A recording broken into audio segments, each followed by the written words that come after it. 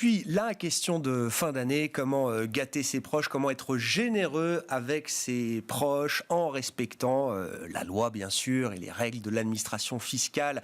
Entre le cadeau, ce qu'on appelle le présent d'usage sur le plan de la fiscalité, et la donation manuelle, que choisir? Écoutez à ce sujet Audrey Ferry, qui est avec nous vendredi en plateau, responsable de l'ingénierie patrimoniale de Bordier et compagnie à Paris. Alors c'est vrai que Noël, c'est un moment vraiment privilégié pour faire des cadeaux à ses proches. Il faut faire attention à ne pas être trop généreux non plus, parce qu'on peut vite basculer du simple cadeau vers une donation. Et on va voir qu'il y a des conséquences civiles et fiscales qui ne sont pas les mêmes dans chacun des deux cas. Alors un présent d'usage, c'est un cadeau qu'on fait à une occasion, conformément à un usage familial, social, et il ne doit pas excéder une certaine valeur. Donc ce présent d'usage, comme ce n'est pas une donation, il n'est pas soumis à fiscalité et on dit qu'il n'est pas rapportable à la succession de celui qui l'offre. Donc voilà, la situation est assez simple. Ouais. Par contre, pour un don manuel c'est une donation que l'on va remettre. On va remettre simplement l'objet donné de la main à la main. Donc ça peut être un bijou, ça peut être une somme d'argent, un tableau. Ça peut être aussi par voie dématérialisée, par exemple un virement de titre. Et pour le coup, comme c'est une libéralité, là on a des conséquences sur le plan fiscal. On va devoir payer des droits de donation, voire des droits de succession quand c'est révélé qu'au moment du décès. Et le don manuel va être rapportable au moment du décès de celui qui a donné pour rétablir l'égalité entre tous les héritiers. Ouais, je comprends bien les implications différentes. Ce qui est difficile à comprendre, c'est pourquoi est-ce que quand dans un cas je vais offrir un bijou, on pourra le considérer comme un présent d'usage, un cadeau, et dans l'autre, ce sera peut-être une donation manuelle. Quelle est la frontière, justement, qui n'est pas évidente, je crois, à comprendre entre les deux? Exactement. Alors, c'est la question difficile et je ne vais pas forcément pouvoir y répondre, mais je vais vous quand même donner pas mal d'éléments. Il n'y a pas de réponse. C'est vraiment du cas par cas, c'est tout à fait ça. On a quand même plusieurs choses. Ouais. Il faut rappeler, c'est vrai que même si la frontière est mince entre présent d'usage et don manuel, on a quand même quelques notions qui vont nous aider à distinguer ces deux choses. Catégories, oui. Voilà, exactement. Donc la première, c'est déjà, il faut rappeler que tout d'abord, un présent d'usage, c'est fait de manière... c'est à l'occasion de quelque chose. Donc là, typiquement, Noël, on peut faire un cadeau. Le mieux, c'est que si je fais un cadeau à Noël, c'est pour montrer que c'est bien un présent d'usage, je peux faire une petite carte pour dater ce cadeau. Et si je donne une somme d'argent, si j'offre une somme d'argent, idéalement, on fait un virement bancaire avec un libellé très clair, cadeau de Noël 2021, le jour J, ce serait l'idéal. Et ça, c'est donc dans la case présent d'usage. Si on respecte ces modalités. Tout à fait. Et le présent d'usage, il doit donc rester occasionnel, c'est pas quelque chose de répétitif. Par exemple, il a été jugé que pour une personne d'avoir remis 16 chèques au cours des 16 mois précédant son décès était trop répétitif. Oui. On n'est plus dans le présent d'usage du tout, on est dans le don manuel. Oui, c'est ça. Il n'y a pas eu 16 occasions spécifiques. D'accord. Donc c'était quelque chose d'industrialisé, on va dire, de ce point de vue-là. Quasiment. Est-ce qu'il y a quand même l'idée d'une limite de somme, de montant, en termes de montant, qui permettent de définir une frontière entre le présent d'usage et la donation? Alors, on dit que le présent d'usage doit rester une valeur modique. Donc, c'est assez difficile de se positionner, puisque c'est un critère qui est relatif. Il est fonction de la fortune de celui qui va faire le cadeau, de ses revenus, de son patrimoine, et ni la loi ni l'administration fiscale ne nous donnent de pourcentage à respecter pour rester dans la catégorie présent d'usage. Donc, c'est vrai que c'est difficile. Après, ce qui peut distinguer quand même, c'est la notion d'appauvrissement. C'est une condition essentielle des donations. Donc, si je ne m'appauvris pas, a priori, c'est bien un présent d'usage. Je comprends. Et enfin, l'administration fiscale, elle va vraiment avoir cette appréciation au cas par cas. Elle va regarder les circonstances. Donc, est-ce que la personne était habituée de faire des donations ou pas? Est-ce qu'elle en faisait régulièrement à chaque anniversaire ou à chaque Noël? Voilà, c'est vraiment tous ces indices qui vont jouer en faveur d'un côté ou de l'autre.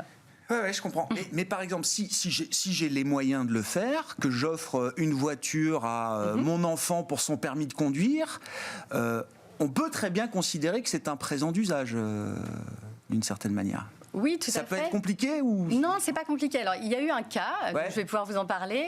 Il y a eu un cas où un mari, qui devait être très amoureux, sûrement, a offert à son épouse pour ses 30 ans 20 000 euros pour qu'elle s'achète une voiture, et ça a été considéré comme un présent d'usage parce qu'une valeur modique. D'accord. Voilà. Si on est dans le cas de la donation, alors là, c'est donc quelque chose de différent. Quelles sont les implications en termes de déclaration, en termes de fiscalité, en termes d'équité également Oui, tout à fait. Alors, quand je suis dans une donation, un don manuel, il y a plusieurs précautions à prendre. La première, sur un plan plutôt civil, si j'ai plusieurs enfants, l'idéal, ce serait d'incorporer les dons manuels que j'ai faits au cours de ma vie dans une donation partage. Ça va permettre de figer la part reçue par chacun et de ne pas revenir dessus au moment d'un décès. Donc ça évite des conflits qui peuvent exploser au moment des successions. Et l'autre sujet, quand je suis dans un don manuel, il y a des précautions d'un point de vue fiscal, et le conseil qu'on peut donner, c'est de le déclarer le plus rapidement possible pour plusieurs raisons. La première raison, c'est qu'on va pouvoir fixer la base imposable des droits de donation selon la valeur du bien donné au jour de la déclaration. Et en cas de valorisation de ce bien dans l'avenir, ça évite d'avoir un surcoût de fiscalité. Ouais. Alors en revanche, cette règle pour les dons de sommes d'argent, elle ne s'applique pas parce que peu importe si j'ai investi et que le bien a pris de la valeur, je serai toujours taxée sur l'assiette imposable, restera le montant nominal donné. Voilà.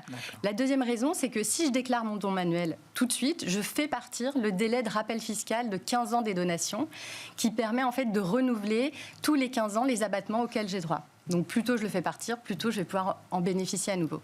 Et puis la troisième raison, c'est surtout lorsqu'on transmet, lorsqu'on donne, par exemple, des actions. Qui sont des biens qui peuvent générer une plus-value en cas de revente. Et à ce moment-là, il vaut mieux les déclarer parce que ça va permettre de justifier le prix d'acquisition. Vous avez évoqué l'idée d'un abattement fiscal, enfin, quelles sont les règles fiscales, justement, les règles d'abattement fiscal qui peuvent s'appliquer à la donation manuelle ? Alors, on a plusieurs abattements fiscaux dont on peut bénéficier. Alors, on va citer en premier le don familial de somme d'argent, qui est d'un montant de 31 865 €. Il est au profit de certains donataires, donc par exemple des enfants, petits-enfants, à défaut des neveux ou nièces. Il faut être majeur, et il faut que le donateur, donc celui qui donne, ait moins de 80 ans. Donc voilà le premier abattement. Ensuite, on peut cumuler avec les abattements qui s'appliquent selon le lien familial entre le donataire et le donateur. Donc par exemple, 100 000 € entre un parent et un enfant, 31 865 € au profit d'un petit enfant, 7 967 € pour un neveu, 80 724 € au profit d'un conjoint. Pourquoi pas, c'est possible aussi. Voilà. Est-ce que, toujours dans le cadre d'un don manuel, est-ce que le receveur, celui qui reçoit le don, est-ce qu'il y a des précautions particulières à prendre ? Qu'est-ce qu'on peut dire de ce point de vue-là, Audrey ? Alors oui, idéalement, il faut donc déclarer ce don manuel. Ouais. L'administration fiscale a mis récemment un outil à la disposition des donataires pour faciliter justement cette déclaration, parce que l'enjeu pour l'administration fiscale, c'est d'avoir connaissance du don manuel. Sinon, elle ne peut pas le taxer. D'accord. Donc il y a un outil en ligne depuis le 30 juin 2021 qui permet de faire cette démarche sur son espace particulier sur impôt.gouv.fr. Ouais. Et donc le donataire va pouvoir saisir très facilement et très rapidement donc le don manuel reçu. C'est au donataire, effectivement, de signaler effectivement le don qu'il a reçu. Tout à fait, c'est celui qui reçoit qui doit le déclarer. D'accord. Exactement. Et donc c'est possible depuis le 30 juin 2021. Depuis mi-octobre, on peut même payer directement les droits de donation si le montant excède les abattements qu'on a cités. Et la dernière étape de cette digitalisation sera au printemps 2022, avec la possibilité de déclarer un don soumis à rappel fiscal des donations si j'ai fait des donations au cours des 15 dernières années. Donc, et ça marche cet outil ? Les gens viennent déclarer les dons qu'ils ont reçus Alors pour l'instant, j'ai pas le recul nécessaire pour vous répondre. Oui. Ce que je peux vous dire, c'est qu'en tout cas, en 2020, il y a eu 281 000 déclarations de dons manuels. Ouais. Donc ce sera intéressant de voir. Avant l'outil, c'est ça. Avant l'outil. Voilà. Version papier, le formulaire numéro 2735 qu'il fallait aller déposer au centre des impôts. Il y a eu 280 000 dons manuels enregistrés. Donc ce sera intéressant de comparer avec 2021 et 2022 pour voir l'impact de cette digitalisation de la déclaration du don manuel. Bon, au final, et comme on le disait, il n'y a pas de bonne réponse, il n'y a pas de bonne manière de faire. Je ne sais pas s'il y avait encore une recommandation ou un conseil pour terminer sur le cadeau versus don manuel, Audrey. Oui, je pense que le meilleur conseil qu'on peut donner, c'est soyez généreux, mais pas trop. Et pour une occasion. Voilà. Et il faut l'être avec tous ses proches parce que ça peut aussi créer de la jalousie dans une fratrie, voire même dans une famille recomposée, un nouveau conjoint vis-à-vis des autres, des enfants de la première union. Voilà. Donc soyez généreux avec tout le monde et pas trop. Audrey Ferry qui était avec nous vendredi sur le plateau de Smart Bourse, responsable de l'ingénierie patrimoniale de Bordier et compagnie à Paris. Ainsi se termine cette édition de la mi-journée. On se retrouve à 17h en direct sur Bismart.